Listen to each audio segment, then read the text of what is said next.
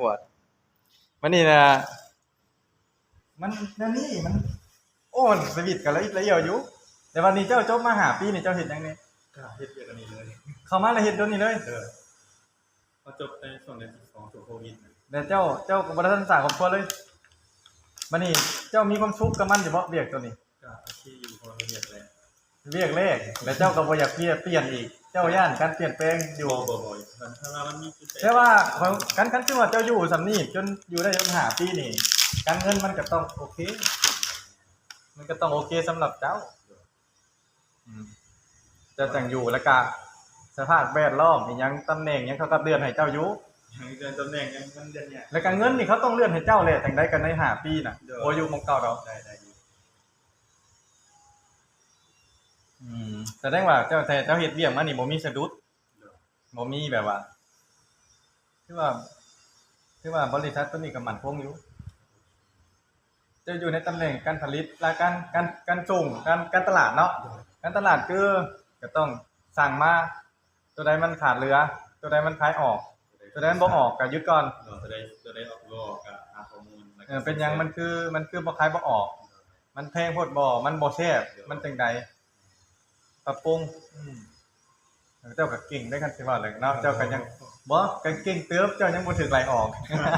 ก็แม่นอยู่ได้จักเจ้าอยากไล่ก็บ่เก่งอยู่ได้เพราะว่าเจ้าจังอยู่ในตำแหน่งนี่อยู่ได้ฮอด5ปีแต่ก็ถือว่าเก่งเพราะว่าคันบ่มีสมองบ่พัฒนาแน่นี่คันอยู่เสียบซื่อๆนี่บ่มีการพัฒนาเขาก็เรียกมันบ่เดินเนาะก็เจ้าได้มันนี่แหละโอ้บริษัทเขาหลายสาขาบ่โอ้แท้จริงคันว่าไล่ภูมิหลังของบริษัทมันมีสิงคโปร์เนาะอะไรมันมาตั้งลดราคาการผลิตเงินอยู่เวียดนามเนี่ยส่งออกอยู่หลายประเทศแต่จริงมันมีอยู่หลายมันมีโรงงานอยู่หลายประเทศแต่ว่าเฮานี่เอาจากของเวียดนามมาแต่ของเวียดนามส่ง3ส่งประเทศคือกัมพูชาลาวโอ้มันส่งมา10ตัวแทนคือประเทศลาวมันนี่เขาจะยกตัวอย่างดูที่ว่ามันเป็นของบริษัทเจ้าอยู่แถวนี้ที่แนมเห็นบ่มีเนาะมันเกี่ยวกับหยังแบบตัวขายดีที่สุดน้ำมันพืชแล้วมันเป็นแบรนด์เวียดเลยบ่มันเขียนตัวหนังสือเวียดเลยบ่เป็นภาษาอังกฤษผสมมาโอ้มันมาเฮ็ดแบรนด์บัดนี้ภาษาอันก็จะบ่ให้เอาตามอ๋อแต่ว่าลาวก็ได้ก็ได้ภาษีหยังอันเลยเนาะภาษีนำเข้าเนาะแต่ว่ามันมาเทียบกับราคาของไทยดิแต่จริงมันสูสีแล้วมันก็ถูกกว่าแต่ว่าจังได๋ก็ต้องถือกว่าเขาจังสิเลือกของเจ้าคุณภาพเนาะ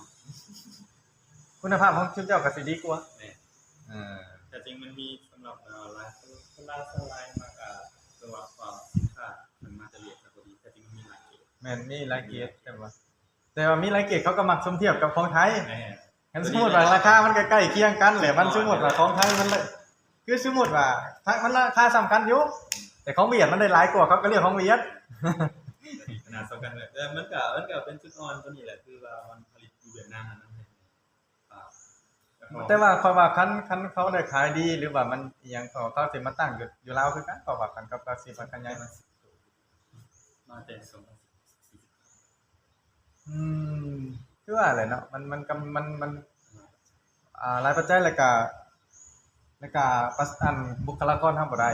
แบบบุคลากรเฮามีแต่ต้นไปไทยไปทางอื่นนะสมมุติว่ามาตั้งแล้วแหละมันบ่มีคนมาเฮ็ดเวียกให้เจ้านั่นนี่เจ้าตั้งก็จบเลยหาคนสิเฮ็ดเวียกบ่มีนั่นนี่มันยากอยู่คนสิเฮ็ดเวียกบ้านเฮายากไดสิหาแบบคนแบบมีความรู้แน่ฉลาดแน่นอนนึงก็ยากอยู่บ่ซั่นบางเทื่อก็ไปหากินน้ำท่อมพุ่นแหละไปหาข้าวคุกอันนี้นะไปข้าวคุกไปหาจักอิหยังของเขาบัดนี้ก็ยากอยู่มันหลายปัจจัยมันผลิตบ่ได้ดอกอยู่ลาวเฮาผลิตบ่ได้วัตถุดิบเองนะมันต้องได้เขาวัตถุดิบก็แม่นวัตถุดิบก็มีส่วนบัดนี้เพื่อนเจ้าอยู่ไสเราวันทางไปวงวิทย์ไปอนุสาวรีย์ก็อยู่บ้านนาเล่าเนาะเจ้าขึ้นกับบ้านยังครับน้องตื่นอยู่ส่วนของมันก็อยู่ทางพูนศรีประเสริฐจังซี่เนาะเส้นเดียวกันติดกันบ่พอ2บ่พอกิโล อายุเจ้าก็น่าจะประมาณ25แล้วเนาะ โซ่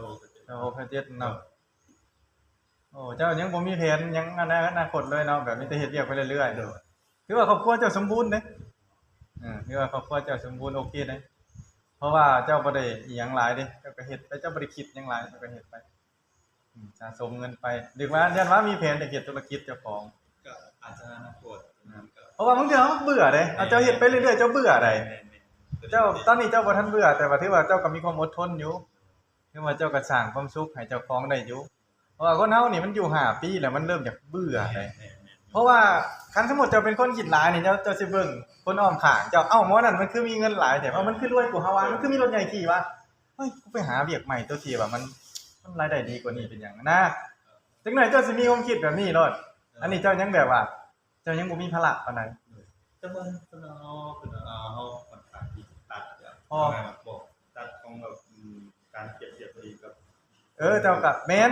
แต่สมัยก่อนตัดเปรียบอยู่ บ่เจ้าบ่ทันมีเหตุมีปัจจัย จะ เจ้าบ่ทันมีเมียเจ้าบ่ทันมีลูกเจ้าอยู่คนเดียวเจ้าสามารถตัดได้เจ้าสามารถตัดออกได้ปุ๊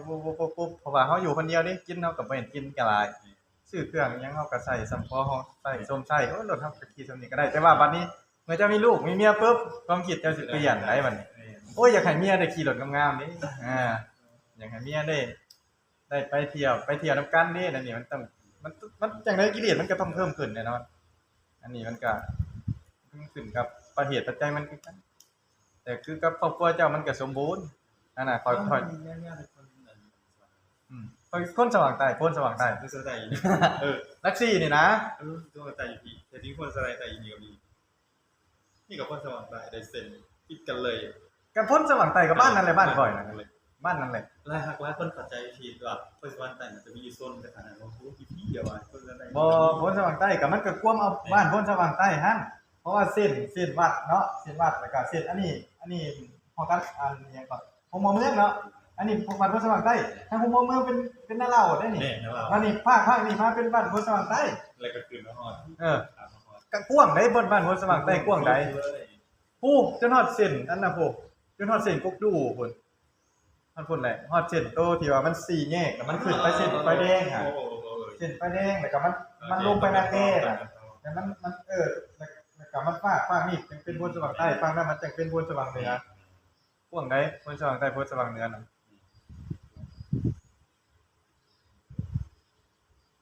จริงเชียงหมูทุกเมียนแบบมันทุกวันแต่อยู่แถวไอเต็กผู้นะเหมือน มันกวางเอามันกระโดดอย่างนั้น แต่ช่วงยังน้อยนะเบิ่งนี่ล่ะซึ่งเจ้าจริงจังมาเถียงกันนี่ช่วงแบบบ่เกิน15ดอกคันเถียงรุ่นแบบนี้น่ะแบบหาข้อมูลบ่ได้ยังมาเถียงกันมั่วๆแบบเลื่อยเปื่อยมันบ่มีอีหยังเด้บางเทื่อก็ฮู้อยู่แต่อยากเถียงกว่านี้บางเทื่อมั่วนั้นบ่ฮู้ก็บ่ยอมรับอีกเอากันเพื่อสิได้ข้อสรุปแล้วซะบ่ได้ดอกยากเป็นเดียว ค่อยบ่ก็ซั่นว่าคันว่าเคยก็เคยมื้อนี้มันเสาร์อาทิตย์น่ะจะพักเลยเนาะ จริงคือ ครึ่งมื้อทุกมื้อเลยแต่ครึ่งมื้อน่ะ โบดจังหวัด แต่เราสุกก็อยู่ในของกันเด้ผมมีเวียกก็ต้องอยู่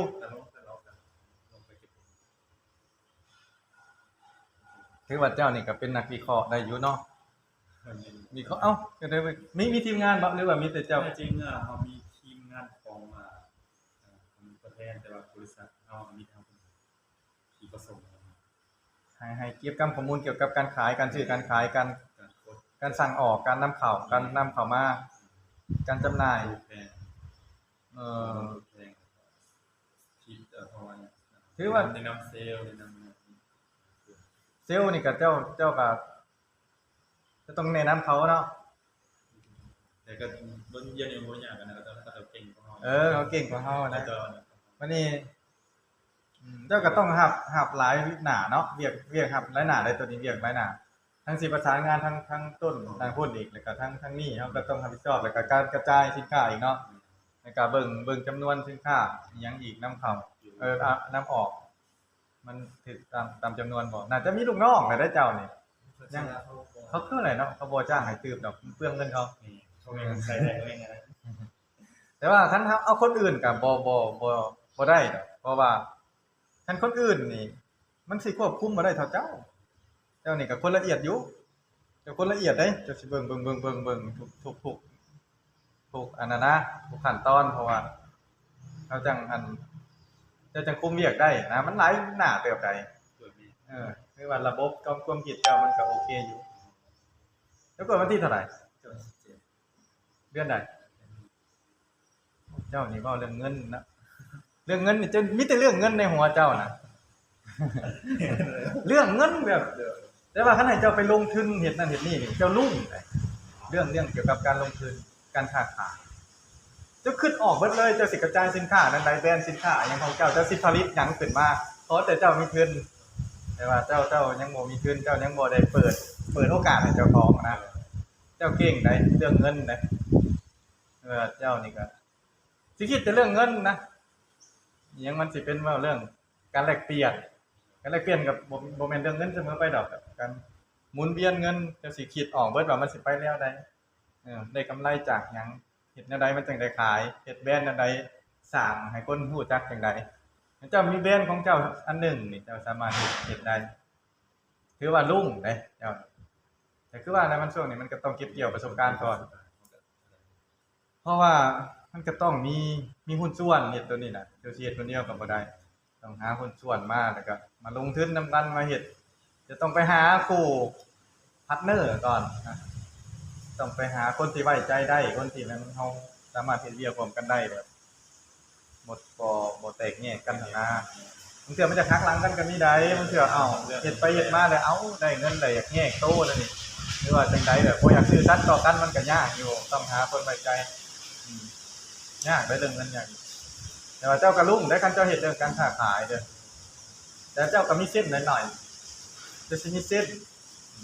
แต่ว่าเกี่ยวกับคือว่าแหละพระเจ้าก็บ่ทันได้ของเกี่ยวกับเรื่องแบบเรื่องโลกวิญญาณนั่นเนาะ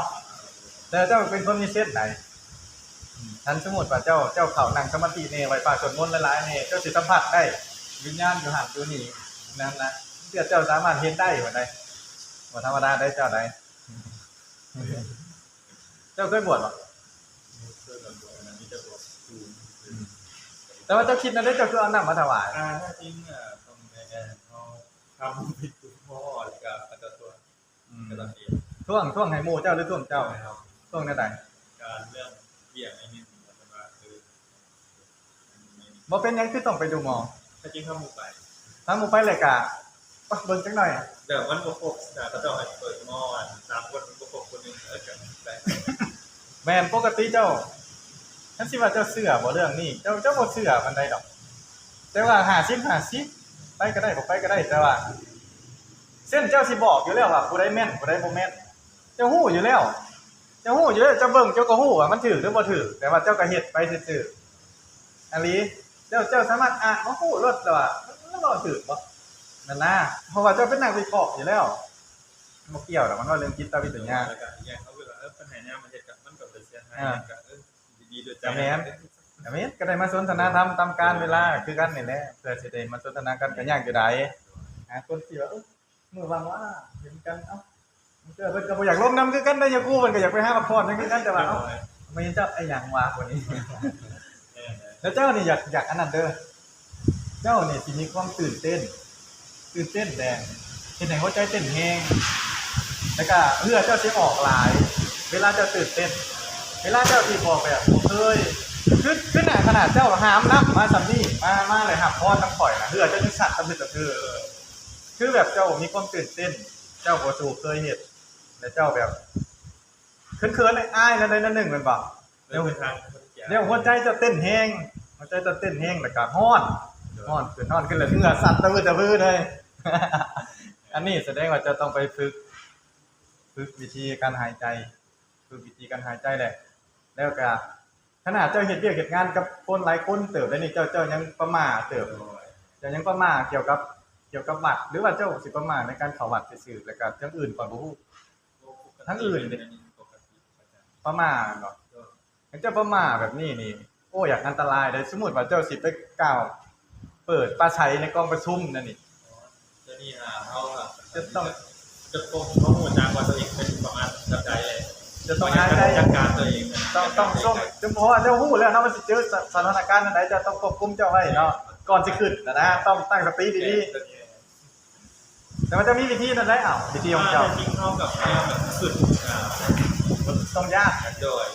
ปัญหาของเราที่เราอยากจะคือเขาแต่เขาก็ต้องเห็นตัวเองก่อน แม่นคือคนเฮาสิตื่นเต้นย้อนความบ่ฮู้เพราะว่าคันข้อมูลเจ้าบ่ครบถ้วนแล้วเลยคันเขาสิถามมาแล้วเจ้าสิบ่ฮู้แหละตัวนี้แหละมันสิอันตรายแต่ว่าเมื่อเฮาข้อมูลเฮาครบแล้วเฮาสิขึ้นไปว่าเรื่องหยังจุดประสงค์หยังจะให้เขาฮู้เข้าใจเรื่องหยังเขาถามมาเฮาสิตอบแนวใดคันฮู้ 3-4 ข้อนี่ก็บ่มีปัญหาก็ธรรมดาก็บ่ย้านไผเพราะว่าข้อมูลเฮาครบอยู่แล้วจะพื้นฐานมันต้องตื่นเต้นบ่ตบยาพอนึงว่ามันเจ้าคิดแบบนั้นเพราะว่าเจ้าบ่ได้ฝึกถ้าว่าเจ้าฝึกดีๆเนาะเจ้าฝึกดีๆฝึกแนวใดฝึกแบบอยู่กับลมหายใจฝึกนั่งสมาธินี่นะก็บ่ได้แม่นถึงกับนั่งสมาธิหรอกก็นั่งซื่อๆแล้วเจ้าก็เบิ่งลมหายใจสมมุติเจ้ารู้สึกตื่นเต้นเนาะเจ้ารู้สึกว่ามันตื่นเต้นเดี๋ยวเจ้าหายใจเข้าลึกๆแล้วเจ้าเฮ็ดให้หัวใจเจ้ามันเต้นปกติที่สุดก่อนเจ้าพยายามเฮ็ดตัวนี้คันมื้อใดเจ้ารู้สึกว่าตื่นเต้นปึ๊บนี่เจ้าหายใจเข้าลึกๆแล้วเจ้าหายใจออกยาวๆหายใจเข้ายาวๆหายใจออกยาวๆให้หัวใจน่ะมันเต้นปกติก่อนเจ้าสิฮู้แล้วดอกว่าเวลาเจ้าหายใจแฮงเวลาเจ้าตื่นเต้นแล้วมันหายใจหัวใจมันสิตุบๆๆๆๆแล้วความร้อนมันสิหลั่งไหลเทมาแล้วมันสิเฮ็ดให้เหงื่อเฮาออกอันนั้นมันเกิดอาการแบบประมาทอาการตื่นเต้นโดยที่แบบบางเทื่อคนบ่รู้จักกันนั่นบางเทื่อคนที่แบบบางเทื่อผู้สาวนั่นนี่บางเทื่อเจ้าอ้ายผู้สาวเจ้าเป็นไดสมมุติเจ้าสิไปล้มกับผู้สาวนี่บางเทื่อหัวใจเต้นแฮงสั่นอันนี้ก็สำคัญไดมันก็เฮ็ดให้เราขาดความมั่นใจผู้สาวแนวเบิ่งหมอนี่ขี้อายมันคือแบบมันบ่มีเสน่ห์นะมันแบบมันเหมือนแบบบ่กล้านะมันเหมือนคนขี้อายแล้วบ่กล้าสบตานะมันบ่มันคือแบบบ่ใส่ตานั่นน่ะนะสั่นเนี่ยพื้นฐานมันมันฝึกได้เจ้าต้องฝึกให้มั่นใจเจ้าของแบบเวลาเฮาคือจังได๋วะการสมาธินี่แหละสำคัญน่ะความลมหายใจนี่คือมันเฮาเห็นมันเต้นแรงแล้วมันเกิดจากหยังเฮาต้องไปหาสาเหตุมันเจ้าต้องเข้าไปหาสาเหตุมันว่ามันเป็นย้อนหยังวะตัวนี้เจ้าต้องถามเจ้าของได้ก่อนว่ามันเป็นย้อนหยังเมื่อมันเฮารู้สาเหตุแล้วเฮาไปดับที่เหตุมันน่ะมันตื่นเต้นนี่มันตื่นเต้นย้อนหยังสมมุติว่าเจ้าหามน้ำมาใกล้ๆนี่มันบ่พอสิเหงื่อออกย้อนนะเป็นย้อนหยังวะมันย้อนเฮาตื่นเต้นเอาสิตื่นเต้นหยังเพิ่นก็บ่ได้ตีนะเพิ่นก็คือบ่ได้ห้ายนะพระเนี่ยกูคือเห็นข่อยนั่งอยู่นี่เนาะเจ้าคงบ่ได้เข้าใจทำได้เจ้ามาหยังน่ะบ่ได้ค่อยจังไปซ่อมมาสิมาถวายน้ำเข้ามาบ่ทันเห็นหน้าซ้ำของบ่ทันเว้าหยังซ้ำไปผูกไปหามน้ำมาเลยนี่ก็ก็เว้ากันดีๆก่อนแหละกูคันนั้นสิมาถวายน้ำอันนั้นนี่เห็นว่าอันนี้เจ้าตื่นเต้นก่อนเจ้าคิดเจ้าตื่นเต้นมันจะเข้าวัดปุ๊บเจ้าจอดรถมาปุ๊บปกติสมมุติจะมีสติเด้อเจ้าอยากลดความตื่นเต้นเจ้าต้องจอดรถกันปุ๊บมันจะเต้นแฮงบ่วะเดี๋ยวกันหยุดอยู่หั่นก่อนนะเฮ็ดให้อาการปกติก่อนปกติเลยเนาะจังไปบัดนี้ไปแล้วก็ให้มันเป็นปกติก็เบิ่งอารมณ์มันเบิ่งอาการของมันนะโตเจ้าสิฮู้เองดอกโตเจ้าจะฮู้ดีอันนี้เมื่อมันบ่ตื่นเต้นแล้วก็แล้วเหมือนบ่ตื่นเต้นเฮาก็สามารถเว้าเป็นถ้อยเป็นความอ่ะนะโดยบ่สั่นบ่เซ็นโดยที่ว่ามันสามารถจ้องตาเจ้าเว้ากับเจ้าได้นะแบบว่าโอ้ขน้อยสิมาถวายน้ำเอามาเก็บอยู่ไสมาเก็บอยู่นี่บ่ขน้อยแล้วก็อันนั้นแบบถ้ามีสติอยู่กับตัวเองเลยก็เฮาบ่ได้ตื่นเต้นบ่ได้หยังแบบให้ปกติที่สุดน่ะนะเหมือนเฮาเว้ากับหมู่เหมือนเฮาเว้ากับครูอาจารย์แต่ว่ากับอาจารย์เจ้าก็น่าจะตื่นเต้นหรือว่าจะเว้ากับไผที่ว่าคือบางทีเฮาย้านเพิ่นหายบ่เลยจังได๋นะบ่ต้องย้านเพราะว่าเฮาสิย้านเฮ็ดหยังเฮาบ่ได้เฮ็ดหยังผิดต้องทำผิดนี่เฮาต้องฮู้ก่อนว่าเฮาบ่ได้เฮ็ดหยังผิดเฮามาถวายน้ำเฮาบ่ได้มาลักเขามัดเฮาบ่ได้มาตีเพิ่นเฮาสิย้านจ้ะ แต่เราต้องถามเขาเองก่อนว่าเขาก็มาเรื่องอย่างวะ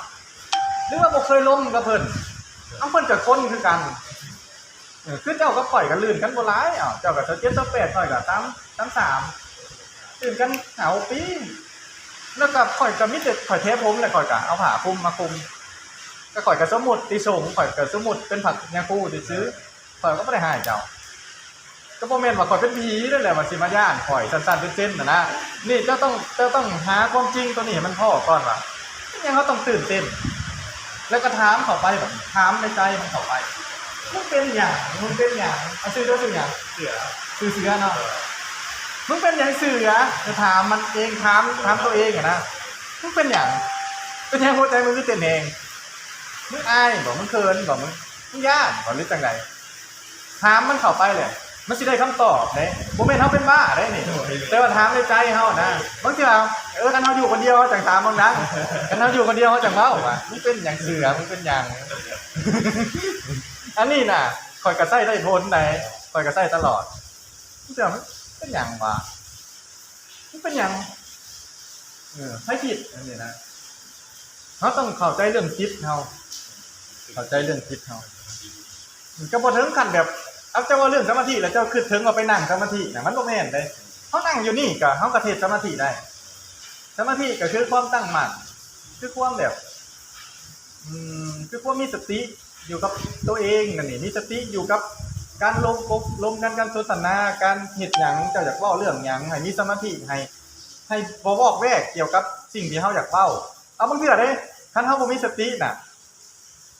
บางเทื่อเจ้าคิดว่าเจ้าสิย่างไปหั่นแหละแล้วบางเทื่อย่างไปแล้วลืมจักอยากไปเฮ็ดหยังนี่ได้สมมุติว่าเจ้าสิย่างไปเฮือนครัวเนาะเจ้าอยากไปเอามีดมาปาดมะม่วงมาปาดหยังแหละเจ้าย่างไปฮอดตรงทางแหละกูย่างไปเอาหยังวะเห็นบ่อันนี้เดี๋ยวไปว่าบ่มีสติอันนั้นแหละเห็นบ่มันบางทีเฮาอยากเว้ากับแม่แล้วเว้ากับพ่อแล้วเมื่อพ่อแม่มาแล้วว่าสิล้มกับเราแหละมันคิดบ่ออกว่าเฮาอยากล้มเรื่องหยังวะแต่ฮู้ซึกว่าอยากบ่มนะอยากเว้าเรื่องหยังวะนี่เห็นบ่อันนี้แหละเฮาบ่มีสติแต่ว่าเฮาคิดแล้วแหละมันลืมมันหลงลืมแค่เพียงแต่ย่างไปซื่อๆนะยังลืมเลยสิไปเอามีดอยู่เพิ่นครัวน่ะมาปาดไม้หรือว่าอีหยังไปเอามีดตัดเล็บมาตัดเล็บไปหาย่างไปห้องมันเอ้าข่อยมันเอาหยังวะคิดโดนเติบได้ต้องเดือดทบทวนโดนเติบยังคิดพ่อนะอันนี้แปลว่าท่านขาดสติฝึกสตินี่แหละคือจะต้องลดความตื่นเต้นของเจ้าให้มันได้ก่อนจะต้องดับให้มันได้มันบ่ได้แม่นเรื่องยากๆมันเกี่ยวกับเจ้าเนาะจะต้องรู้ใจเจ้าเองแล้วก็ตื่นเต้นย้อนหยังมันเป็นหยังต้องถามมันเป็นหยังมึงอยากให้หรือมึงคันอยากให้เจ้าแฮงสิเป็นแบบใหม่ได้คันเจ้าอยากให้เจ้าแฮงสิอาการมันสิออกเจ้าก็เคยโกรธบ่โกรธเจ้าก็บ่ปานใดดอกบ่มีไผมาเฮ็ดให้เจ้าโกรธดอกบ่ซุมีดอกว่าเจ้าสิโกรธเป็นฟืนเป็นไฟอย่างนี้เพราะว่าหน้าเวียกเจ้ากับมันก็บ่ได้แม่นเฮ็ดให้โกรธพอพิลึกมีบ่สลายเอาปกติจ้ะเจ้าก็ควบคุมอารมณ์ได้อยู่แยกแล้วส่วนแยกส่วนตัวอะไรมันนี่แหละนั่นแหละมันต้องเจ้าต้องไปมาหาข่อยมื้อนี้เจ้าก็สิได้ประโยชน์อันนึงนี่แปลว่าเจ้าต้องไปเห็นใจเจ้าอ่ะตอนเจ้าสิมันสิตื่นเต้นนะสิตื่นเต้นเวลาแบบสิ่งใหม่ๆสิ่งที่เจ้าบ่เคยพบสมมุติผู้สาวนั่นนี่เจ้าก็สิเป็นแบบนี้แหละสมมุติจะไปหาผู้สาวแรกๆเจ้าก็สิเป็นแบบนี้หรือว่าไปหาครูบาอาจารย์หรือไปไสก็ตามวันนี้เทื่อหน้าเจ้าก็สิบ่ประมาทแบบนี้เทื่อหน้าเจ้าก็สิบ่เหือสัตว์แบบนี้เทื่อหน้าเจ้าก็สิบ่สั่นบ่เซ็นเทื่อหน้าเจ้าก็สิบ่หลอกๆเล็กๆแบบนี้นะอันนี้มันเทื่อลืมหน้าลืมหลังมันเทื่อแบบมันเทื่อนั่นแหละคือแบบบ่ต้องฟ้าวบ่ต้องฟังนะใจเย็นๆปล่อยไปเพราะว่าบ่ได้ฟ้าวไปใส่เนาะเจ้าก็บ่ได้ฟ้าวเขาก็บ่ได้ฟ้าวก็คันฟ้าวแล้วก็อย่าก็บ่เป็นหยังฟ้าวก็ฟ้าวเลยจังว่ากันนะแต่ว่าเฮาบ่ต้องเร่งเจ้าของนะปล่อยเฮ็ดไปแบบเฮาบ่ให้เฮาตื่นเต้นจนเกินไปเพราะว่าคันตื่นเต้นแล้วเนี่ยมันเสียบุคลิกมันเหมือนแบบว่าเฮาบ่สุขุมนะเฮาบ่สุขุมแบบวันนี้แบบยังขาดประสบการณ์นะ ยังแบบโอ้มันต้องเคยเข้าวัดได้สมมุติอันนี้คันสมมุติเฮาก็ฮู้เนาะเวลาสมมุติว่าเฮาเห็นข่อยเห็นเจ้าข่อยก็ฮู้รถว่าโอ้เจ้าบ่สุมาเจ้าบ่สุเคยมาเห็นบ่ข่อยก็ถามว่าเอ้าเจ้าเอามาเจ้าเคยเอามาบ่แล้วเอามาจุดประสงค์หยังเพราะว่าข่อยฮู้อยู่แล้วว่าคันสิให้เจ้านอนอยู่เฮือนซื่อๆแหละให้เจ้าคิดพ่อแล้วโอ้ไปซื้อน้ำมาถวายวัดก่อนมันก็บ่แม่นมันเป็นไปบ่ได้แม่นบ่คือคันข่อยมีสมาธิแล้วข่อยแนมเบิ่งเจ้าข่อยก็ฮู้ว่าเจ้าต้องมีเรื่องมีราวหยังมันจังเป็นมันจังมาฮอดจุดนี้อันนี้เฮาสามารถมีสมาธิเฮาสามารถแบบอ่านคนออกแต่บ่ได้แม่นพิเศษจังได๋เพราะว่ามันมาจากเฮาฝึกทางในเฮาแหละแล้วเฮาคำนวณได้มันก็บ่ต่างหยังกับตัวเลขคณิตศาสตร์จังได๋อ่านคนบ่ต่างหยังกับคณิตศาสตร์เลยคือเฮาต้องคำนวณเวลาคำนวณเหตุการณ์ต่างๆประมวลแล้วเนี่ยมันก็มีข้อสรุปของมันวันนี้เขาท่วงจังได๋ท่วงเรื่องงานเขาบ่ได้เว้าหยังหลายเขาก็บ่ฮู้จักเจ้าคือกันแต่เขาก็เว้าไปซื่อๆนั่นแหละเพราะว่ามันเป็นหน้าที่ของเขาต้องเว้าแหละเขาก็ทำกันทำมาหากินของเขาเนาะผู้ชายหรือผู้หญิงแหละเป็นพวกหมอดูน่ะผู้ชายบ่เขาอยู่เฮือนเนาะอยู่กับเพื่อนหมอนั่นล่ะเป็นหยังแหละหมู่จังล่ะเป็นหยังคือไปหาเขาแล้วลูกแล้วใครเนี่ยนี่แหละอืมยิงแล้วใครเลยไปแล้วได้คำตอบนั่นแหละแต่มันยังน้อยเนาะคนไทยก็ปกติมันยังน้อยมันก็ให้ปกติของมันเพราะว่ามีความแตกต่างจากเด็กก่อนแล้วกันมีเบิ่งที่ยังแตกก็เลยยังไม่เบิ่งกันแต่ว่าเขาเคยไปแล้วอ้าวมันสมมุติบ่เคยไปเนาะเอ้าเขาคือบ่ไปเพิ่งวัดเบิ่งว่าดีกว่าคือไปหาเพิ่งแบบนั้นเอามาผูกแขนน้ำข่อยก็ได้แหละ มันปกติของมนุษย์อยู่แล้วเด็กน้อยดีแล้วมันให้นะถ้ามันบ่ให้นะไปบอกเราเด้อถ้ามันบ่ให้แต่มันแปลกเด็กน้อยนะมันให้แต่มันดีเพราะว่าให้มันได้ฝึกปอดมันแหละไม่ว่ามันบ่ปากคือ เอาแม่ลูกเจ้ากันลูกเจ้าถ้าลูกเจ้าออกมาแล้วลูกเจ้าซื่อๆบ่ปากบ่ให้บ่หยังเลยเจ้าแห่งสินักเจ้าแห่งสิคิดนะ เห็นอันนี้มันต้องคิดแบบมันก็ปกติ3เดือนแรกได้ฮอดแล้ว3เดือนเป็นปีแล้วบ่บ่เด็กน้อยอันใดปีมันให้กลางคืนบ่หรือมันให้กลางเว้นอาจจะกลางคืนนั่นเนาะเกี่ยวเขาให้มันนอนหลายให้มันนอนกลางเว้นหลายมันนอนกลางเว้นหลายแหละกลางคืนมันก็บ่อยากนอนเมื่อมันบ่อยากนอนแล้วเจ้าก็บ่ได้รีดน้ำมันเจ้าก็บ่เอาขนมยังให้มันกินเจ้าก็บ่เอานมให้มันกินแหละเอามันอยู่ซื่อๆบ่มีคนลิ้นน้ำมันก็อยากให้คนเฮาเนาะจังหมดเจ้าอยู่ซื่อๆบ่มีใครสนใจกับเจ้าก็หาเรียกร้องความสนใจมันก็เท่านั้นแหละบ่ได้มีหยังมันคิดทางวิทยาศาสตร์เอาเงินไปให้เขาไปจังมาดูยังดีได้เขายังว่าให้เอาน้ำมาให้ยังวัดยังพอได้นำเขาเนี่ยดีนะคือว่าโอเคอยู่สื่อเดี๋ยวสื่อบ่ค่อยอัดวิดีโอสิไปตัดต่อเรื่องจิตวิทยาแต่ว่าเฮาก็สามารถคอนเนคกันได้ไปแล้วจังคอนเนคกันมันบ่ได้น่าพิศวงหยังเรื่องมันก็เป็นเรื่องทั้งจิตใจเฮาคันเฮาฝึกต่อไปถึงมันก็ได้มันก็บ่ได้มีหยังเฮาดับทุกข์เลยก็ได้เฮาบ่ได้อยากเป็นทุกข์เลยก็ได้มันทางเจ้าศึกษาอยู่ว่าเรื่องพุทธศาสนาเจ้าต้องเจ้าลองศึกษาบ้างเด้อเพราะว่ามันเป็นศาสตร์ที่ควรศึกษาเพราะว่ามันสามารถเอามาใช้ได้กับชีวิตประจำวันใช้ได้ทุกอย่างเลยในชีวิตเฮาน่ะแล้วมันสามารถเฮ็ดให้มีปัญญาเกิดปัญญาคือมันดับทุกข์ได้นะเข้าใจบ่สมมุติว่าสมมุติเจ้ามีลูกมีเมียเนาะแล้วลูกเจ้าให้คือเขาน่ะเจ้าบ่ไปหาดอกหมอดูหมออีหยังอยู่นี่เพราะว่าเจ้าเข้าใจแล้วพวกหมู่เจ้าน่ะคือว่าเขาบ่ได้ศึกษาพุทธศาสนาเขาบ่ได้ศึกษาคำสอนของพระพุทธเจ้าเขาบ่ได้ศึกษาว่าพระธรรมเป็นจังได๋พระสงฆ์เป็นจังได๋พระพุทธเจ้าเป็นจังได๋แหละคำสอนของเพิ่นเป็นจังได๋แหละเขาก็เลยไปเสื่อมงมงาย มันนี่แหละถ้าว่าเจ้าศึกษาแล้วจะมีลูกเจ้าให้ก็ดีแล้วมันให้นะแล้วก็ไปหาสาเหตุของมันเป็นหยังถ้ามันบ่ไข่ก็โอเคมันให้ไปเรื่องของมันแล้วก็อย่าไปรำคาญมันให้เป็นปกติของมันเพราะว่าเด็กน้อยแล้วถ้ามันบ่ไข่ก็บ่เป็นหยังถ้ามันบ่เจ็บท้องก็บ่เป็นหยังกันโตนบ่ฮ้อนก็สิเป็นหยังก็ปล่อยมันให้คือลูกต่างประเทศเขาก็ปล่อยมันให้นี่แหละเขาก็บ่ได้แม่นสิให้ไปโอไปหยังมันที่เขาเคยโอเคยอุ้มเคยหยังมาแหละมามื้อใดมื้อหนึงแหละเฮาเมื่อยแล้วเฮาบ่ได้เฮ็ดแล้วมันก็ติดอยู่กับอ้อมแขนเฮาติดอยู่กับหยังเฮามันก็มีความสิ้นเคยมันก็หายเป็นธรรมดาโอ้คันว่ามันบ่สบายดีก็เอาไปหมอเลยสิไปหยังมาหาหมอดูหมอเดาบ้าอะไรอันนี้แสดงว่าบ่ได้ศึกษาทางจิตบ่ได้ศึกษาทางพุทธศาสนาบ่ได้ศึกษาทาง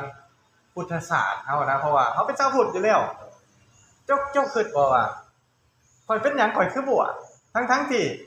ข่อยเรียนจบ International Relation เออ เป็นหยังข่อยต้องบวชน่ะเจ้ากับเจ้าลองถามมึงเอ้าเพราะว่ามันในโลกนี่มันบ่ได้มีแก่นสารหยังอะ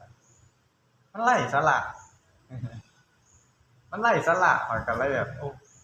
มันบ่น่าชื่นชมบ่น่าแล้วค่อยก็ไอดอลข่อยคือพระพุทธเจ้า มันเหมือนแบบว่ามันบ่มีหยังเป็นของเฮาในโลกนี้เจ้าเกิดมาเป็นมนุษย์เนาะ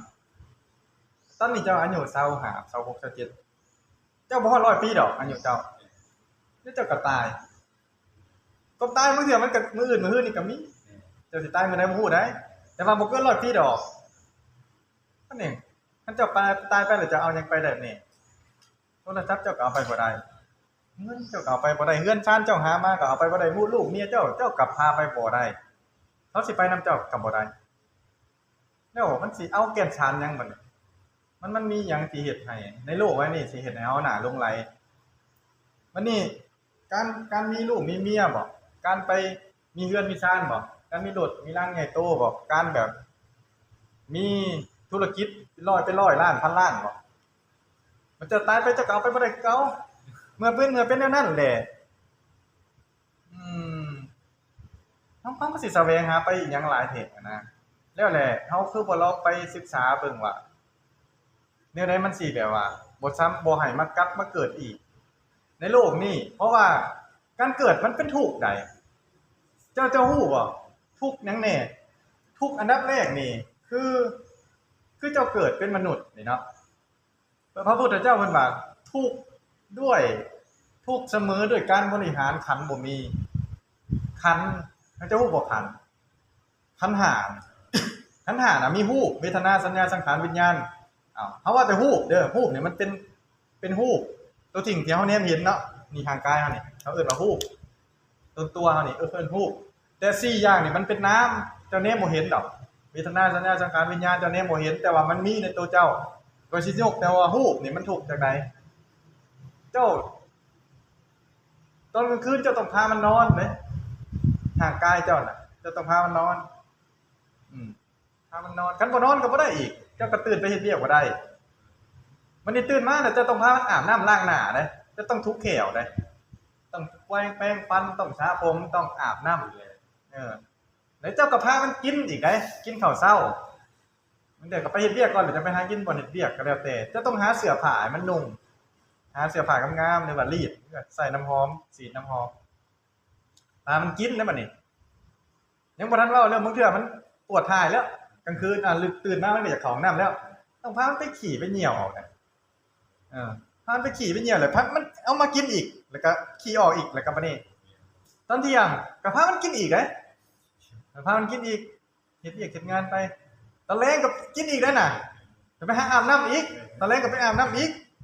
อาบน้ำสระผมถูแขวแปรงฟันหยังกับบางเทื่อก็ทานั่นทานี่เสริมสวยไปก็ว่ากันไปแล้วก็ตอนแลงก็พามันนอนอีกวนเวียนอยู่นั่นแล้วก็พามันออกกำลังกายอีกได้บางเทื่อน่ะจะออกกำลังกายบางเทื่อบ่ออกกำลังกายก็เป็นเปียกเป็นรอยได้เห็นเหงื่อออกมันพวกขี้ขอกขี้ไข่ยังมันดัดขอกดัดเขียวดัดฟันยังไปซะผมตัดผมได้ป่ะนี่ผมยาวก็ไปตัดน่ะเล็บยาวเจ้าก็ต้องได้ตัดเล็บเจ้าบัดนี้มันเป็นถูกนี่เด้อันนี้เจ้านี้บ่เห็นซื่อๆเจ้ามันเป็นเรื่องธรรมดาแล้วสำหรับเจ้าก็เลยแบบ เจ้าก็เลยคิดบ่พอเจ้าก็เลยแบบมันเป็นเรื่องปกติ แต่ว่าข่อยนี่มันบ่ปกติเด้เอาเป็นหยังเฮาต้องเป็นแบบนี้ข่อยบ่อยากเฮ็ดนะแบบนี้มันเสียเวลาข่อยบ่อยากนอนนะมันเปลืองเวลาข่อยอยากศึกษาข่อยอยากอ่านข่อยอยากนั่งสมาธิข่อยอยากอ่านพระไตรปิฎกข่อยบ่อยากนอน แต่ว่าเฮ็ดนั้นมันต้องนอนอืมคือ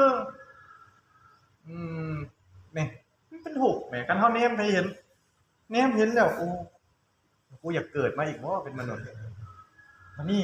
เขาเว้าเรื่องแต่ว่าบริหารขันธ์เด้ที่ว่าเฮาให้มันอยู่ในชีวิตประจำวันให้มันอยู่ได้ซื่อๆได้นี่ยามมันเจ็บมันป่วยก็ต้องหายาให้มันกินบ่อืมหาชมหายาให้มันกินให้มันพักผ่อนยามบ่สบายบัดนี้เฮาเว้าเรื่องบัดนี้เวทนานี่ความสุขความทุกข์อีกได้เจ้าต้องมีว่าเจ้าต้องมีตัวเสียใจเสียทุกข์ใจเสียใจนี่เวทนานี่ตัวฮุบตัวนามนี่บางเทื่อก็โทรศัพท์เจ้าเทแน่บางเทื่อก็เงินเจ้าเสียแน่บางเทื่อขับรถไปเหยียบตีนรถหัวแน่บางเทื่อบ่มีเงินใช้ก็มีบางเทื่อเกิดยุ่งยากพ่อแม่ร้ายหรือว่าเฮาเฮ็ดหยังผิดพลาดไปเหยียบหมาตายไปตำคนตายไปหยังก็เสียอกเสียใจพ่อแม่ตายเอื้อยน้องตายหมู่คู่ตายพลัดพรากจากกันอ้าวอกหักจังสารพัดบัดนี้ความทุกข์มันก็มีความสุขก็สุขปลอมๆนั่นแหละสุขก็สุขเจือปนด้วยทุกข์สมมุติเจ้าได้เงินมาเจ้าว่าเจ้ามีความสุขเดี๋ยวเจ้าก็เอาไปจ่ายหันจ่ายนี่มันก็เบิดไปเจ้าก็ไปหาอีกก็มาใส่อีกมันก็เบิดไปหาอีกก็มาใส่อีกก็เบิดไปเอ้ามาแล้วแหละหยังแก่นชานของมันวันนี้มันน่าเบื่อสมมุติว่าเจ้าได้เงินส่ำนี้เจ้าก็อยากไปหาเฮ็ดเวียกตัวที่มันได้เงินหลายกว่านี้เมื่อเจ้าได้เงินหลายกว่านี้เจ้าก็ยังบ่พอเจ้าก็อยากได้หลายกว่านี้อีกเจ้าอยากมีเงินของเจ้าน้อยส่ำนี้เจ้าก็อยากได้เงินใหญ่ขึ้นอีกโอ้รถส่ำนี้วิโก้หรือว่าเจ้าขี่รถจักรเจ้าก็อยากได้รถจักรมาอีกได้รถมาโอ้ยอันวันนี้กิเลสมันบ่สิ้นสุดเลยโอ้ยอันตรายแท้ว่ะมันนี่เวทนาสัญญาสังขารวิญญาณมันนี่คันเจ้าบ่มันมีทุกข์หลายอีหลีเด้แต่ว่าเจ้าแนมบ่เห็นคนเฮาแนมบ่เห็น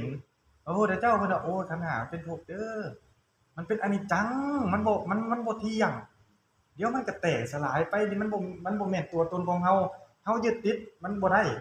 ทุกอย่างเลยในโลกนี้มันตกอยู่กฎไตรลักษณ์เบิดมันตั้งขึ้นมันเกิดขึ้นมันตั้งอยู่มันดับไปมันบ่แม่นตัวตนของเฮาร่างกายก็บ่ได้แม่นของเจ้าเดี๋ยวเขาเจ้าตายแล้วเขาก็เอาไปเผาไฟทิ่มเจ้าก็บ่ได้ฮู้เจ้าก็บ่ได้แม่นอีหยังอ้าวสมมุติว่าเจ้าตายไปนี่เขาเอาไปเผาไฟทิ่มเจ้าก็สิฮ้อนอยู่บ่นั่นจะตายแล้วเด้เจ้าวิญญาณเจ้าออกไปแล้วเจ้าก็บ่ได้มารู้สึกหยังเขามาด่าเจ้าก็บ่เป็นหยังเขามาเอาตีนมาเหยียบหน้าก็บ่เป็นหยังเขาเอาขี้มาใส่ปากก็บ่เป็นหยังนั่นอันนั้นวิญญาณเจ้าออกไปแล้วแหละเจ้าสิยึดถือว่าร่างกายนี่เป็นของเจ้าซะบ่มันก็บ่ได้แม่นแม่จะตายไปแล้วมันเจ้าก็ถิ่มไว้ในโลกนี้แล้วเจ้าก็ไปจุติหม้องใหม่อีกตามเหตุตามปัจจัยตามกรรมที่เจ้าได้กระทำไว้เจ้าได้ทำดีหรือหลายหรือว่าเจ้าได้ทำกรรมมันก็ไปตามบุญตามกรรมของเจ้าบางเทื่อก็เจ้าทำชั่วก็ผู้ใดนรกจะทำดีก็บางเทื่อก็ไปเกิดเป็นมนุษย์อยู่บางเทื่อก็ได้เกิดเป็นเทวดาแต่ว่าบางเทื่อก็ได้เกิดเป็นสัตว์หมาหมูหมาเป็นไก่ขนาดนี้บางเทื่อก็เกิดเป็นเปรตเป็นอสุรกายแต่ว่าไปเกิดเป็นพวกนั้นก็ยังบ่จบอีกจังนั้นก็ตายอีกก็เป็นทุกข์อีกไปเกิดเป็นเทวดาแต่ว่ามันมีความสุขใช่บ่ก็มีความสุขอยู่จะไปเสพกามจะไปมีสมมุติว่าเจ้าเฮ็ดบุญหลายเนาะเจ้าก็สิได้เสพกามารมณ์ได้เสพกามคุณ5รูปเสียงกลิ่นรสเป็นทิพย์เบิดแต่บุญแต่บ่ฮอดแต่มีมื้อใดมื้อหนึ่งก็ตายจากสวรรค์คือเก่าเมื่อตายจากสวรรค์แล้วมันไปใช้บัดนี้โอ้ยบางเทื่อมันเกิดเป็นมนุษย์บางเทื่อมันก็ไปเกิดเป็นสัตว์บางเทื่อมันก็เกิดเป็นไปเกิดอยู่นรกก็มีได้เพราะว่ามันต้องไปใช้กรรมเก่าเด้บางเทื่อกรรมมันหลายภพหลายชาติเนี่ยบางเทื่อยามเฮาสิตายเนาะยามเฮาสิตายแล้วจิตเฮามันไปผูกกับกรรมดีก่อนมันก็ได้ไปเกิดสวรรค์ก่อนเมื่อเฮาเบิดบุญจากสวรรค์บางเทื่อมันก็ดิ่งลงนรกเลยก็มีอันนี้แสดงว่าเกิดเป็นเทวดากับสิตายคือเก่าก็เลยก็บ่มีแก่นสารหยังนะก็เลยบ่อยากเกิดเป็นหยังดอกพอแล้วมันก็เลยแบบเฮ็ดให้เฮาเบื่อเกิดเป็นหยังก็บ่เป็นตาแล้วเฮาก็บ่อยากกลับมาเกิดอีกอันนี้ความหวังของข่อยสูงสุดคือข่อยบ่อยากกลับมาเกิดอีกแล้วข่อยพอแล้วอันนี้ เจ้ายังอยากปรารถนาเจ้าก็ปรารถนาเด้อเรื่องของเจ้าบางเทื่อเจ้าบัดนี้ได้ลูกได้เมียมาเจ้าก็สิมัวหลงอยู่ในไปหักลูกหักเมียแพงเมียแล้วได้เมียได้ลูกแล้วก็แฮงแพงเด้ลูกก็แฮงแพงอันนี้มันก็ผูกพันกันแล้วก็มื้อใดมื้อหนึ่งก็ต้องพรากจากกันบางเทื่อเจ้าก็ตายก่อนลูกบางเทื่อลูกก็ตายก่อนเจ้าบางเทื่อมีคุณพ่อมีครัวมีลูกมีเมียเนาะบางเทื่อก็คิดเถียงกันก็ปะกันก็มีบ่ถึงขั้นตายจากกันผู้มื้อนี้มันแฮงแล่นนำสังคมเนาะแล่นไปกับสังคมมันบ่มีแบบความจริงใจให้กันปานใดดอกผู้มื้อนี้บ่ซั่นเจ้าก็ได้แบบวันนี้เมื่อได้มาเนี่ยก็สุขก็สุขเพียงเล็กน้อยหั่นแหละสุข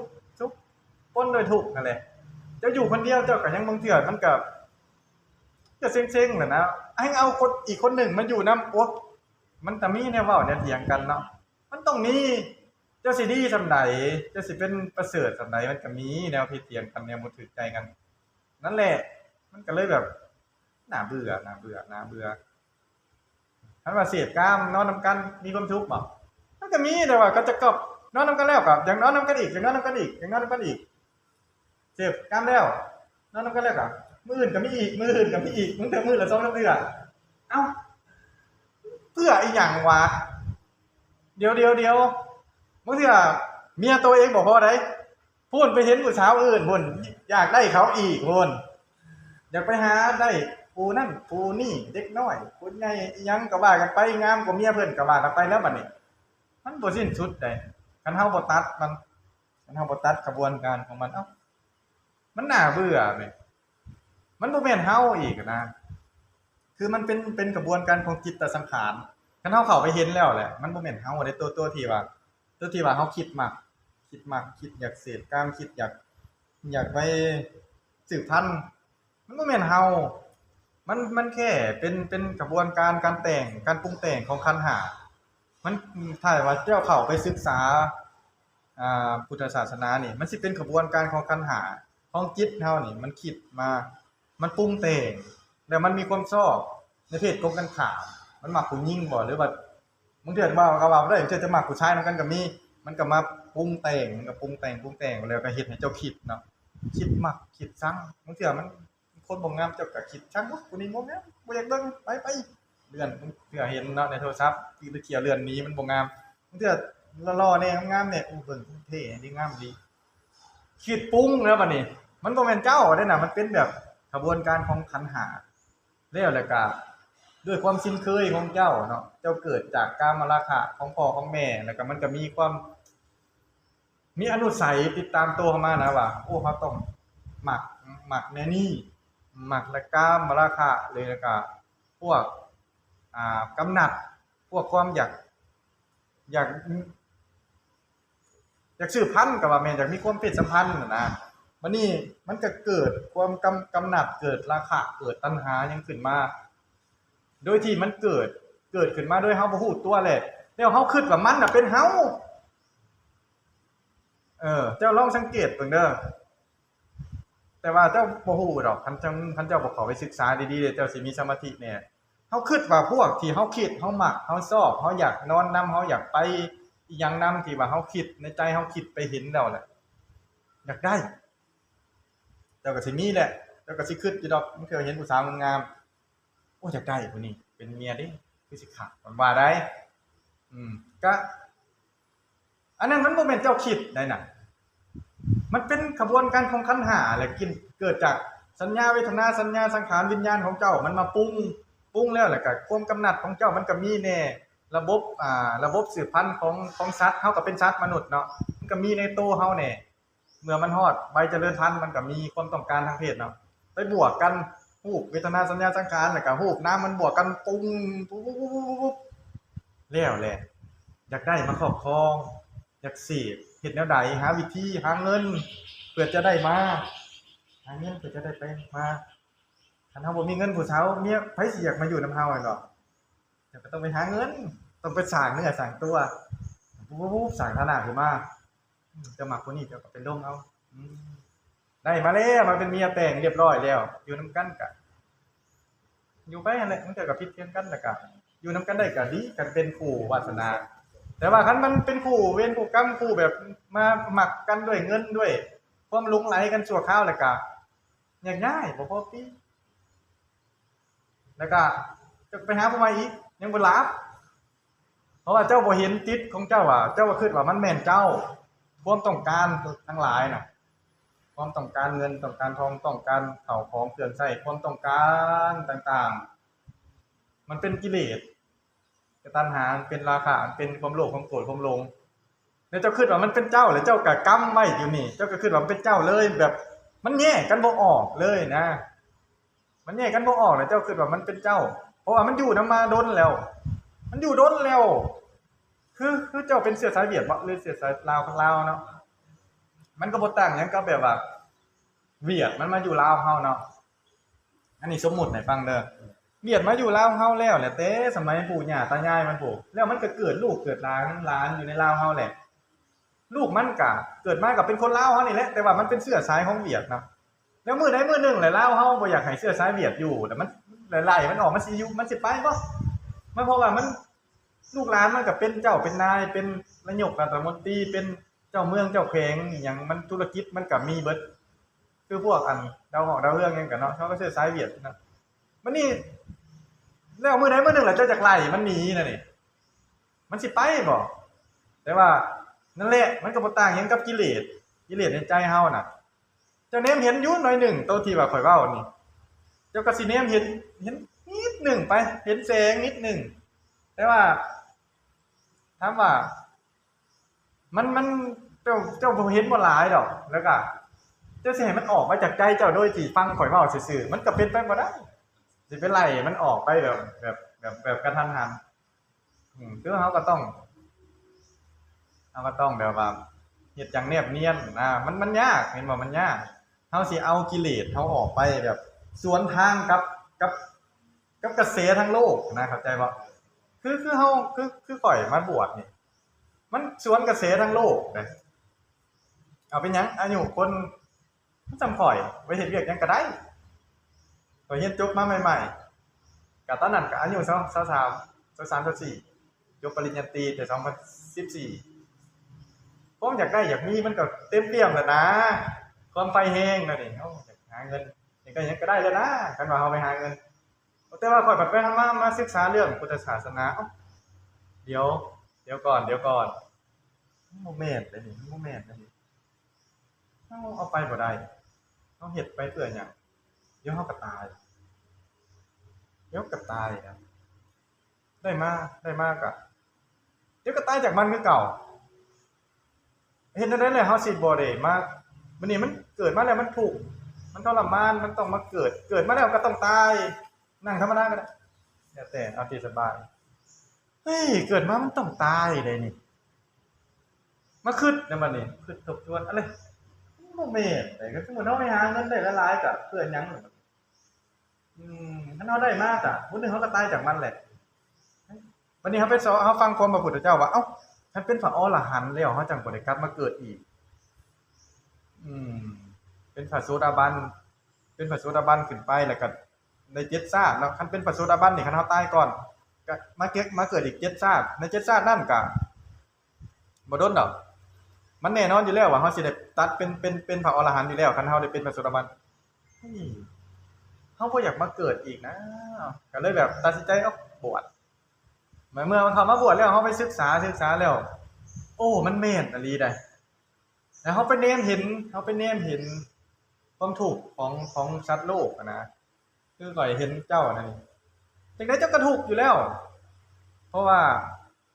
มันเจ้าอิงอาศัยสิ่งอื่นความสุขของเจ้าอิงอาศัยสิ่งอื่นอยู่แล้ว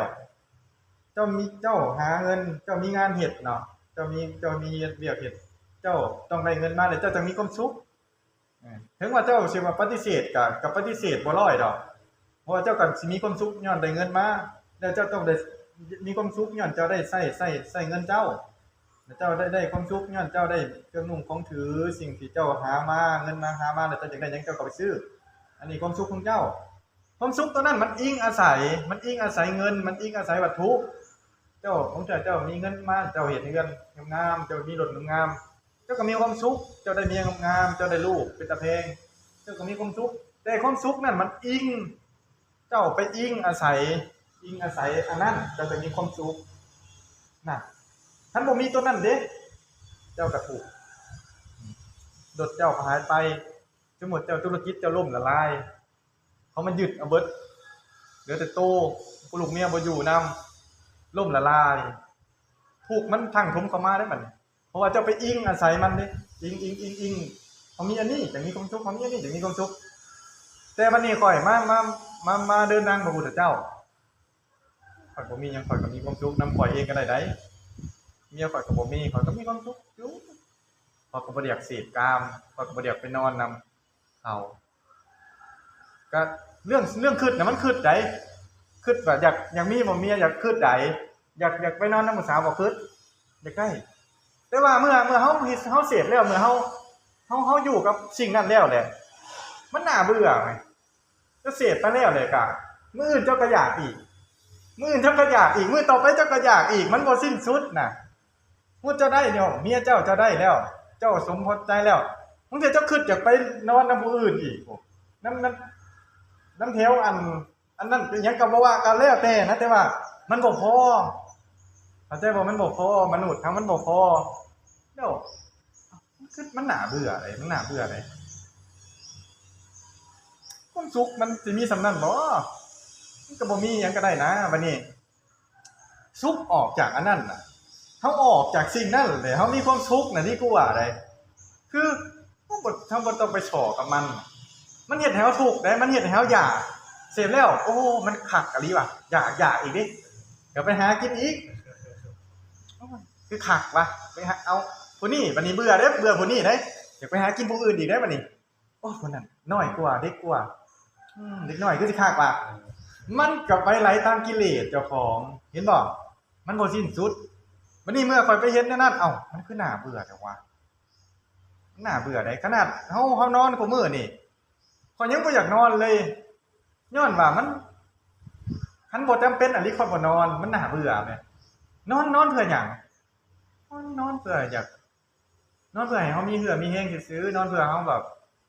ให้มีกำลังขึ้นมาแหละมันบ่ง่วงเมื่อนอนได้1บางทีเฮาเมื่อขึ้นมาข่อยก็สมมุติว่าข่อยนอน 10:00 นน่ะข่อยตื่นมา 1:00 นข่อยมาเบิ่งร่างกายข่อยมันอิ่มนะมันบ่ได้ง่วงแล้ว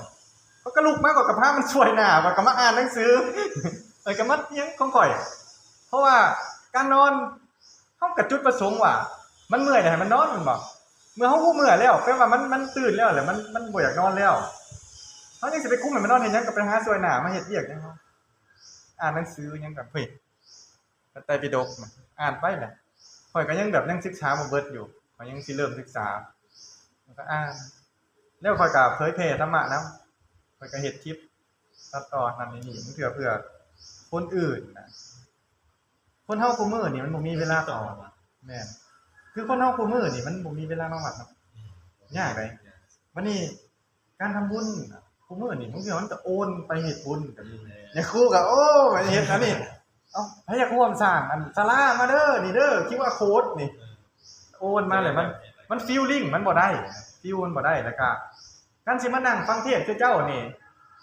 โอ้ยนับอีกไปอีกประมาณอีก2ปีเจ้าก็บ่มีโอกาสได้มานั่งว่าเฮานั่งรวมกันนี่มีละชั่วโมงนึงแต่เฮาว่าเอากันมานี่เจ้าบ่มีโอกาสนี่ดอกคันว่าเจ้าบ่ตั้งใจสละเวลามาอหลีแล้วบางเทื่อข่อยก็บ่ได้ว่าให้เจ้าบางเทื่อข่อยก็ไปกิจของข่อยเทื่อข่อยก็ไปกิจอันนี่บางเทื่อเจ้าก็บ่ว่างเพื่อมันสิว่างตรงกันวันนี้ก็จักสิลมเรื่องหยังบางเทื่อเจ้าก็มีกิจมันหลายอย่างมันโอกาสมันสิได้มาร่วมกันแบบนี้มันยากก็เลยเจ้าก็มีโทรศัพท์แม่นบ่เนี่ยไผก็มีโทรศัพท์ข่อยก็เลยคิดว่าเอ้าเฮาเผยแพร่ทางโทรศัพท์ทาง Facebook ทาง TikTok หรือว่าทาง YouTube เพื่อบางคนแบบเขาคิดได้เขาแบบมันถูกอะไรอยากออกจากทุกข์บ่อยากมาเกิดอีกเด้ยากเกิดมาแล้วมันตายเกิดมาแล้วมันต้องได้พัดพรากจากสิ่งที่เป็นของรักของชอบใจเกิดมาแล้วมันกิเลสตัณหามันอยากได้หันอยากได้นี่แล้วมันเสพกามอยากยุ่งยากต้องหาอยู่หากินต้องพามันกินมันนอนมันนั่งมัน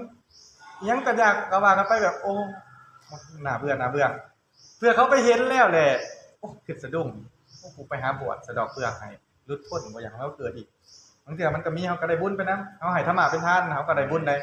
คือข้อยบอกเจ้าแล้วเจ้าไปหายจากความประมาทหายจากความเหื่อสัตย์หายจากความตื่นเต้นเวลาแบบ เวลาที่มันตื่นเต้นที่เจ้าเคยตื่นเต้นโอ้อันนี้ข้อยก็ได้บุญตามไปนำเจ้าแล้วแนะนำวิธีเฮ็ดให้เฮาบ่ตื่นเต้นแต่เจ้ามันก็เป็นการต่อยอดของเจ้าโอ้มาให้ฟังก่อนมื้อนี้ความคิดมันเปลี่ยนได้จากที่เจ้าแล่นนำเงินนำคำจากที่เจ้าบ่เคยศึกษาพระพุทธศาสนาบางเทื่อเจ้าเข้าไปเบิ่งเอาเนี่ยครูเว้าเรื่องหยังวะบางเทื่อก็ฟังเพิ่นเว้าก่อนจากที่ว่าบางเทื่อเจ้าเห็นแล้วเจ้าก็ปัดไปมันแล้วเมื่อได้ยินข่อยเว้าเอ้ายังมาฟังเพิ่นเว้าก่อนเว้าเรื่องหยังวะโอ้บางเทื่อก็ทำบางเทื่อเฮาเปิดใจนะเฮาเปิดใจออกเปิดใจให้มันกว้างให้เฮาเห็นว่าเอ้าเรื่องทางในจิตใจเฮาน่ะเฮาบางเทื่อเฮาบ่ได้เคยไปสะล้างมันเฮาบ่เคยเข้าไปให้มันศึกษาเฮาบ่เคยเข้าไปให้ความรู้มันทางด้านใจเฮามีแต่เฮาให้มันกินทางร่างกายเฮาเนาะเฮากินข้าวกินน้ำกินหยังของแซ่บของนัวเฮาก็ให้ร่างกายเฮากินแต่ว่าจิตใจเฮาบ่เคยอาบน้ำบ่เคยเอาอาหารให้มันกินบ่เคยดูแลมันจะเขื่อนจิตใจทางในเฮาอ่ะนะมันก็เลยเศร้าหมองเฮาบ่เคยอาบน้ำอาบหยังอาบให้แต่กาย ซะแต่ผมถูเขียวผูกขี้ไข่แต่ว่าใจเจ้าเด้เจ้าเคยล้างจักเทื่ออยู่บ่แสดงว่าเฮาฟังธรรมะอันนี้เฮาไปศึกษาเฮาเอาความรู้ให้มันแสดงว่าเฮามาชำระร่างกายมาชำระจิตใจมาชำระออกข้างในเฮาให้มันสะอาดให้มันแบบคันทุกข์เข้ามาข่อยก็บ่ได้เป็นทุกข์นำมันน่ะนะมันเหมือนกับว่าข่อยกับเจ้านี่เนาะจังสมมุติว่าเฮาหิวข้าวคือกันเนาะเฮาบ่ได้กินข้าวเฮาบ่ได้กินข้าวคือกันเด้อ2มื้ออันนี้เฮาหิวเนาะแล้วเจ้าบ่ได้เคยศึกษาเรื่องขันธ์ห้าเจ้าบ่ได้ศึกษาเรื่องรูปเวทนาสัญญาสังขารวิญญาณหยังเจ้าคิดว่าความหิวเป็นของเจ้ากับข่อยศึกษามาแล้วกับความหิวน่ะความทุกข์มันแตกต่างกันคนละเรื่องเลยได้เจ้าก็สิว่าอู้ทุกข์เด้อยากกินข้าวแห้งอันนี้ข่อยกูหิวแห้งอันนี้กูอยากหายนี่แล้ววันนี้ข่อยก็ฮู้ข่อยศึกษามาแล้วแหละเพราะว่าร่างกายมันบ่แม่นของเฮาเนาะเวทนาสัญญาสังขารบ่แม่นของเฮาเอ้าหิวมันบ่แม่นเฮาหิวมันเรื่องของร่างกายมันเรื่องของความชินเคยของร่างกายเฮาเคยได้กินบ่แม่นเฮาหิวบ่ได้แม่นเฮาหิวได้เจ้าสังเกตเบิ่งเด้อเจ้าไปศึกษาเบิ่งโลดมันบ่ได้แม่นเฮาหิวมันร่างกายนี่หิวน่ะนี่ตัวนี้ตัวเนื้อหนังมังสาเฮานี่ตัวซีนตัวกระดูกตัวหยังเพราะว่ามันหิวมันบ่มีหยังไปอยู่ในกระเพาะมันมันต้องบีบแล้วมันต้องส่งเลือดไปหล่อเลี้ยงส่งอาหารไปหล่อเลี้ยงธาตุ4ขันธ์5เฮาธาตุ4ดินน้ำลมไฟเฮานี่แหละให้มีกำลังวันนี้มันบ่มีอาหารเข้าไปแล้วมันก็มันบ่เคยหิวปานใดแล้วก็มันก็เกิดท้องร้องโกโก้กะก้าออกมาแล้วมันก็แสดงออกมาทางหงุดหงิดเด้บัดนี้หงุดหงิดเด้เพราะว่าหิวเด้เดี๋ยวมันก็แสดงออกมาทางกายสั่นอยากเข้าแล้วก็เบิ่งมันมันบ่แม่นเฮามันบ่แม่นเฮาเป็นอาการของขาดธาตุ4มันเป็นอาการของความหิวความชินเคยว่าเฮาหิวเฮาเคยกินแล้วก็มันบ่ได้กินแล้วมันก็เลยแบบคิดเวทนาเกิดความทุกข์เกิดความอยากกินคันเฮาเข้าไปเห็นเวทนานั้นมันคิดอยากแต่เวทนานั้นบ่แม่นของเฮามันคนละเรื่องเลยกับเจ้าไปฝึกจิตเจ้าเคยไปศึกษาว่าเวทนาสัญญาสังขารรูปเวทนาสัญญาสังขารขันธ์5บ่แม่นตัวเฮากับผู้ที่บ่เคยศึกษาเลยคิดว่ามันเป็นตัวเจ้าความหิวมันเป็นตัวเจ้าจังได๋ก็มันข่อยนี่นะหิวกับคนที่ศึกษาแล้วมันบ่แม่นเฮามันแค่เป็นกระบวนการของจิตตสังขารมันคิดปรุงแต่งแล้วก็เป็นธาตุ4ดินน้ำลมไฟในร่างกายเฮานี่มันอยากเอาธาตุไปหล่อเลี้ยงมันขาดธาตุอาหารบัดนี้ความทุกข์ของไผสิหลายกว่ากันของผู้บ่ได้ศึกษานี่โอ้ยพุ่งสูงเลยเด้สินั่งอยู่ซื่อๆแบบนั่งสมาธินั่งอยู่ซื่อๆบ่เป็นดอกต้องกระวนกระวายและห้องโอ้อ้นตะการแหละแต่บัดนี้ผู้ที่ศึกษาแล้วเขาก็เฉยอยู่เพราะว่าวนวายไปก็บ่ได้กินคือเก่าหรือว่าฮอดยามมาจังได้กินนั่นนะบัดนี้ความหงุดหงิดรำคาญใจนี่คันผู้ศึกษานี่มันบ่ได้มีนะมันสิลดลงคือบางเทื่ออยู่ทั้งเพื่อนข้างหรือว่า หรือว่าไผก็อย่ามาเปิดเพลงดัง หรือว่าอยากวนแซวหยังก็อย่าเจ้าบางเทื่อเจ้าหงุดหงิดแม่นบ่เจ้าเฮ็ดเวียกบางเทื่อมันบ่มีสมาธิหยังแบบโอ้ยสั่งได้พวกนี้มาฮ้องมาโฮมาหยังมาเปิดเพลงข้างๆเรือนเจ้าอยากนอน อันนี้เจ้าบ่ได้ศึกษามาเจ้าบ่ได้ศึกษาเรื่องจิตเจ้าก็ไปหงุดหงิดนำเขา แต่ว่าข้อยนี่ก็เรื่องของเขาก็เรื่องของเขาแหละเขาจะเปิดก็อย่าเฮาบ่เอาใจไปใส่เฮาบ่ส่งใจออกไปคิดนำเขา ก็อยู่แต่เฮาอันเรื่องของได้หูได้ยินก็อย่ามันได้เฮาบ่ได้ฟัง มันได้ยินมันปกติของหูอยู่แล้วเพราะว่ามันมีเสียงมันต้องได้ยิน แต่ว่าเฮาบ่ไปใส่ใจนำเฮาบ่ได้เป็นยินดีนำให้หยังนำมันเข้ามาหูเฮาเลยก็อย่ามันแล้วเฮาบ่ได้ใส่ใจคือเสียงพัดลมนี่แหละมันก็มีอยู่แต่ว่าเฮาบ่ได้ใส่ใจมันมันมีก็เรื่องของมันนะอันนี้คันคนบ่ได้ศึกษานี่โอ้ยหงุดหงิดเนี่ยมันดังมันวนแชวมันกูอยากนอนก็บ่ได้นอนนั่นนะแต่คนศึกษาเนี่ยเรื่องของมันมันอยากเปิดก็เปิดบ่ได้ใส่ใจหยังเฮาสิเอาสิเป็นทุกข์นำหยังเขาเฮ็ดหยังเพราะว่าเขามีความสุขได้เขาอยากเปิดเขาก็มีความสุขของเขาเขาก็สิไปห้ามเขาบ่ได้นะบางเทื่อคนมันใหญ่แหละมันอยู่คนละเรือนกันบางเทื่อเขาจะให้ปืนยิงหัวซ้ำนะบางเทื่อเขาอยากให้เอามีก้อนหินมาใส่เรือนเจ้าย้อนโอ๊ยอย่าไปสอนนำเขาดีกว่าเฮาทำใจเฮามันอันโป้งที่ใจเฮานะโป้งที่เฮาบ่ต้องเดือดร้อนหยังนำคนอื่นเอาแล้วแต่จุ๊บเสี่ยวสิเฮ็ดหยังก็แล้วแต่ข่อยบ่สนอันนี้อย่ามายุ่งเกี่ยวกับเฮาเพราะว่าอันนี้แบบอย่ามาก่อเกี่ยวหยังเฮาปล่อยได้นะคันเจ้าไปศึกษาลองเบิ่งนี่เจ้าว่าอุปนิสัยเจ้าน่าจะได้อยู่คันเจ้าศึกษาดีๆเจ้าบ่อยากบวชนั่นแหละอันนี้เว้าหลายๆก็สมควรแล้วเนาะก็ขอให้อยู่ดีมีแรงเด้อไปศึกษาธรรมะแน่ไปให้มันให้อาหารใจแน่ต้องจะให้อาหารแต่กายหลายให้อาหารจิตใจไว้สำหรับจิตใจแน่รักษาศีลเจริญภาวนามีสติมีสมาธิให้มีดวงตาเห็นธรรมนำตนให้พ้นจากทุกข์ในวัฏสงสารนี้ก็อย่ามากลับมาเกิดอีกนะมันยากสาธุ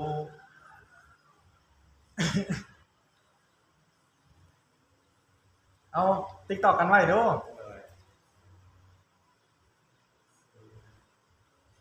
เจ้าพิมพ์เข้าไปว่าแอดเลยเนาะต้องแอดพิมพ์แอดก่อน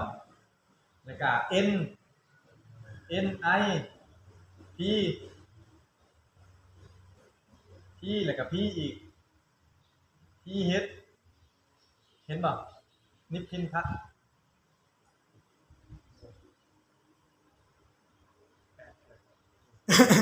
แอดแล้วก็นิพพินทตินะ